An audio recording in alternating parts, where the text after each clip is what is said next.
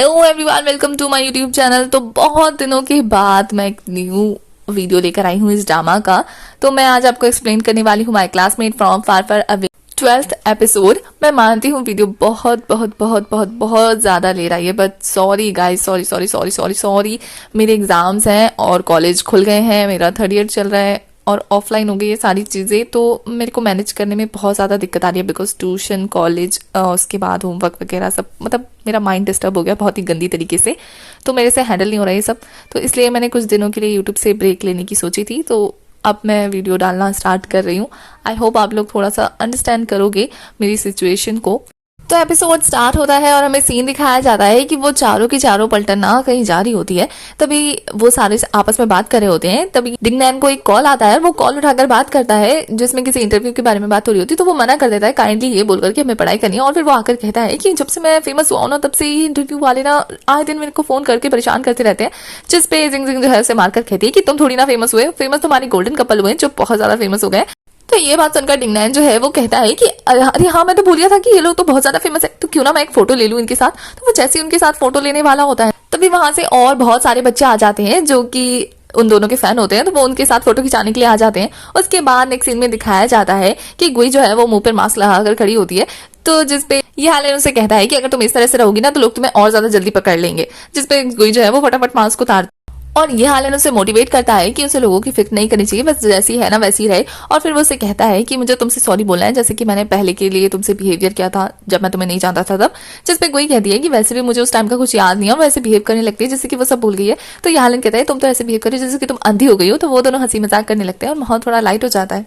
दूसरी तरफ हमें दिखाया जाता है जिस टीम के साथ गुई ने कंपटीशन किया था उस टीम का जो लीडर था ना वो किसी को इन्फॉर्मेशन दे रहा होता है गुई के बारे में और कहता है ना कि हमें उसके बारे में जानने के लिए ना और ज्यादा डीपली जाना होगा। जिसपे उसका बॉस जो है उसे ऑर्डर दे देता है कि जाओ और जितना ज्यादा डीप जाना है जाओ। तो वो कहता है कि बट इसके लिए हमें ना बहुत ज्यादा टैलेंटेड लोगों की जरूरत पड़ेगी। और यहाँ हमारी गुई जो है वो जिंग जिंग को मना कर रही होती है कि वो गाना नहीं गा सकती क्योंकि उसके स्कूल में जो है वो सिंगिंग कॉम्पिटिशन, मतलब सिंगिंग फेस्टिवल होने वाला है जिसके लिए गुई को जिंग जिंग भेजना चाहती है। तो वो मना कर रही होती है जिंग जिंग को कि वो जंप कर सकती है, कूद सकती है, खेल सकती है, नाच सकती है, पर वो गाना नहीं गा सकती क्योंकि ये एबिलिटी उसके अंदर है ही नहीं। तो जिंग जिंग मान ही नहीं रही होती है और वो उसको पकड़ कर गाना गवाने के लिए। और वो हाँ, जब हमारी गुई जो है गाना गाती है तो उसका गाना कम टॉर्चर ज्यादा लग रहा था। जिस टॉर्चर को झेलते झेलते जिंग जिंग हार जाती है और बाहर निकल कर कहती है तुम तो सच में गाना नहीं गा पाती हो, पर हमें ना तुम्हारा बेस क्लियर करना होगा, मतलब तुम्हें ट्यून सिखाना होगा। जिस पे हमारी गुई जो है वो जिंग जिंग से कहती है कि क्यों ना तुम सिंगिंग फेस्टिवल को अपने जिम्मे पे ले लो, मतलब तुम गाना गाओ, तुम संभालो। जिस पे हमारी जिंग जिंग कहती है कि संभालने को तो मैं संभाल लूं, गाना गा भी लूं, लेकिन जो लोग मुझे जूते चप्पल मारकर से उतार देंगे ना उसका क्या करूंगी, मैं नहीं कर सकती, तुम ही संभालो। और ये बोल के वो चली जाती है। और वहीं दूसरे सीन में दिखाया जाता है कि ये हालन घर जा रहा होता है। तभी उसको गाड़ी में ना एक औरत घुरी होती है और बच्चों से टकराने की वजह से वो गाड़ी में बैठी हुई औरत को देख लेता है। तो उसे पता लग जाता है कि ये उसकी मॉम है। तो वो उस गाड़ी का पीछा करने लगता है, पर वो गाड़ी जो है डस्टबिन के आने की वजह से रुक जाती है। तो ये हालन जाकर अपनी मॉम को देख लेता है और उसकी मॉम जब उसे उसके बचपन वाले नाम से बुलाती है ना तो वो कंफर्म हो जाता है कि ये उसकी मॉम है। और फिर दिखाया जाता है कि दोनों आमने सामने बैठकर बात कर रहे होते हैं एक दूसरे से। और ये हालन उन पर बहुत ज्यादा गुस्सा कर रहा होता है। तो उसकी मॉम जो है अपना पॉइंट ऑफ व्यू जो है वो उसे समझाने की कोशिश कर रही होती है कि उसके डैड जो है वो गुस्से में उसकी मॉम से को अब देखना ही नहीं चाहते थे, इसलिए उन्होंने उसे ये हालन से दूर कर दिया। और कुछ महीनों बाद या कुछ दिनों बाद उन्होंने उसे यूएस सेंड कर दिया और कभी भी ये हालन से मिलने से मना कर दिया। बट उसकी मॉम जो है वो बहुत ज्यादा रो रो कर ये हालन को माफ करने के लिए कहती है उसे। बट ये हालन गुस्से में होता है तो वो पहले तो खुद को कम डाउन करता है। तो उसकी मॉम जो है अपनी स्टोरी कहती है कि वो बहुत सालों से उससे दूर रही थी, बट वो उसे सच में मिलना चाहती थी। और वो पहले ना उसे चुप चुप के देखा करती थी, पर अब वो उसे सच में देखना चाहती थी, इसलिए वो उसके सामने आ। तो ये हालन की मॉम से पूछती है कि क्या वो अब उसके साथ रह सकती है क्योंकि वो उसे बहुत ज्यादा मिस करती है। तो ये हालन कुछ सोच रहा होता है। उसके बाद हमें नेक्स्ट सीन में दिखाया जाता है कि ये हालन ने अपने डैड को एक चिट्ठी लिखी होती है जिसमें उसने कहा था कि अब वो 17 साल का हो गया है, वो बड़ा हो गया है, अब वो उनकी कोई भी बात नहीं मान सकता, वो अपनी जिंदगी अपने तरीके से जीना चाहता है। उनकी बोल के वो अपनी मॉम के पास जाने लगता है और ये देखकर तो उसके डैड टूट जाते हैं। फिलहाल तो यही दिखाया जाता है। और यहाँ दूसरी तरफ हमारी को इतना ज्यादा शौक होती है जब उसे ये पता लगता है जिंग जिंग से कि स्कूल के बच्चों ने सिंगल लिस्ट में उसको टॉप पे चुना है, अब उसे गाना गाना ही होगा। तो बेचारी जैसे तैसे जिंग जिंग को मना करने की कोशिश करती है, पर जिंग जिंग उसे इतना फेमस होकर बच्चों की बात ना मानने की वजह से मना रही होती है और कहती है कि अपना हाथ दो, मैं ना तुम्हें बताती हूँ कि मैं ना हमेशा तुम्हारा सपोर्ट करूंगी, चाहे तुम कितना भी बुरा गाओ मैं तुम्हें सिखवाऊंगी और मैं ना तुम्हारे लिए एक स्पेशल टीचर को भी लेकर आई हूँ। तो जब वो उधर देखते हैं ना तो ये और कोई नहीं बल्कि वही वेट्रेस होती है जो नूडल कॉम्पिटिशन में थी। तो उसे देखते ही गुई पहचान जाती है। तो हमारी जिंग जिंग कहती है कि क्या तुम दोनों एक दूसरे को जानते हो। तो वो दोनों अपनी स्टोरी बोलने लगते हैं, पर जिंग जिंग समझ जाती है। तो उसके बाद ये जो न्यू टीचर आई थी ये हमारी गुई को सिखाने की कोशिश करती है ट्यून। तो वो ट्यून बजाती है और गुई को वैसा ही सेम अपने मुंह से बोलने के लिए कहती है। तो हमारी गुई ना सिर्फ टंग टंग टंग टंग ही बोल रही होती है और बहुत ज्यादा ट्राई करने के बाद वो फिर भी नहीं कर पा रही होती है। तो वो दोनों थक जाते हैं और उनके बहुत ज्यादा कोशिश करने के बावजूद भी हमारी गुई ना कुछ ऐसा गाना गा रही होती है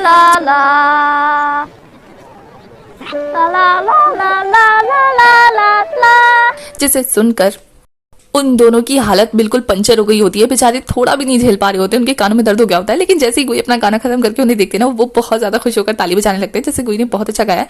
और ये दूसरी तरफ हमारी गुई जो है वो बहुत ज्यादा बुरा फील कर रही होती है। और यहाँ वो चारों के चारों मिलकर ना सिंगिंग फेस्टिवल के लिए तैयारी कर रहे होते हैं। तो वहां पे ना हमारी गुई ना बहुत ज्यादा सैड होकर कहती है कि मैं इतना बकवास गाती हूँ, जिस पे ये हालन कहता है नहीं तो बिल्कुल नहीं, मुझे तो ऐसा नहीं लगता। और उसकी बात सुन के ना तो हमारी गुई ना बिल्कुल ऐसा सा मुंह बना लेती है।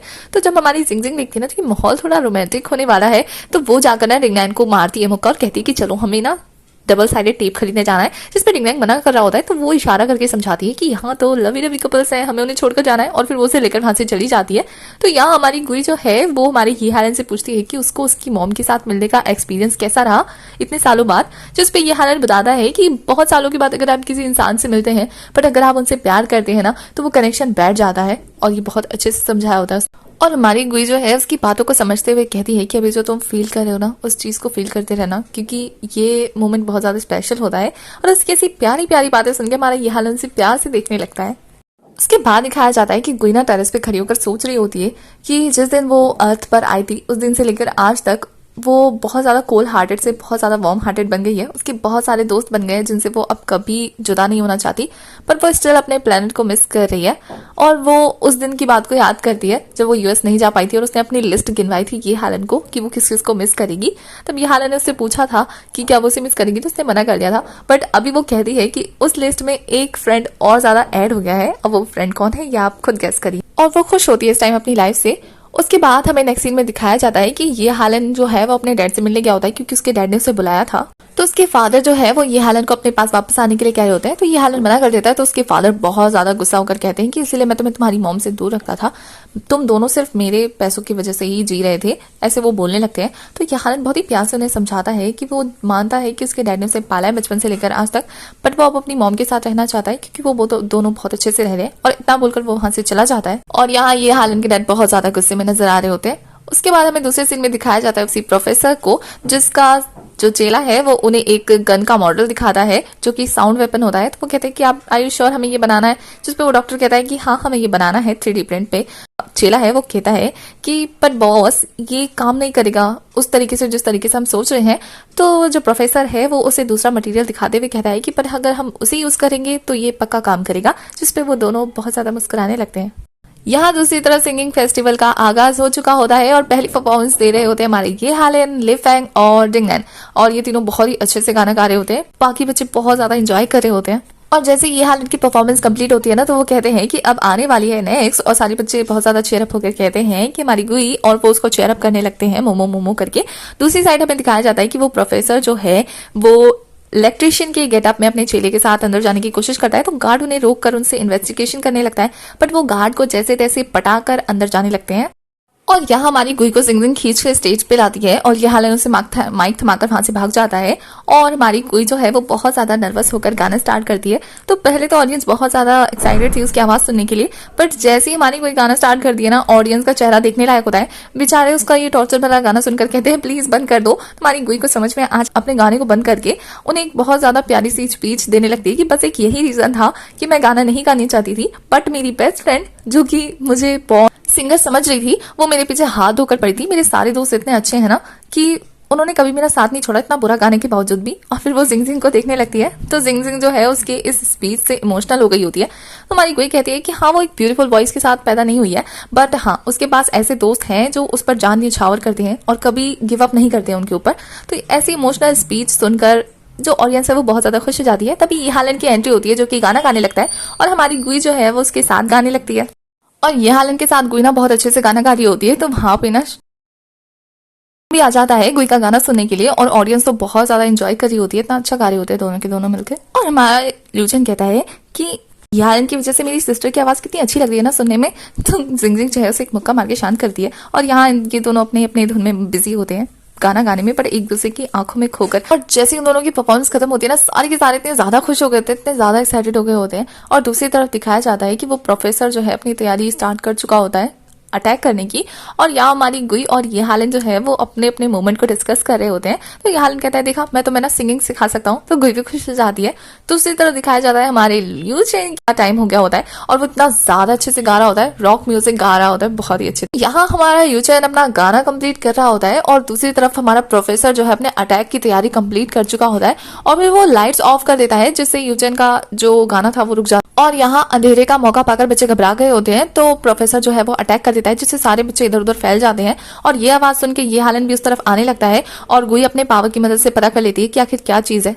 और फिर वो अपनी मेंटल पावर यूज करते हुए लाइट ऑन कर देती है और चारों तरफ भगदड़ मच जाती है। बट यहाँ प्रोफेसर जो है वो बहुत ज्यादा शांति से अपने वार करने का वेट कर रहा होता है।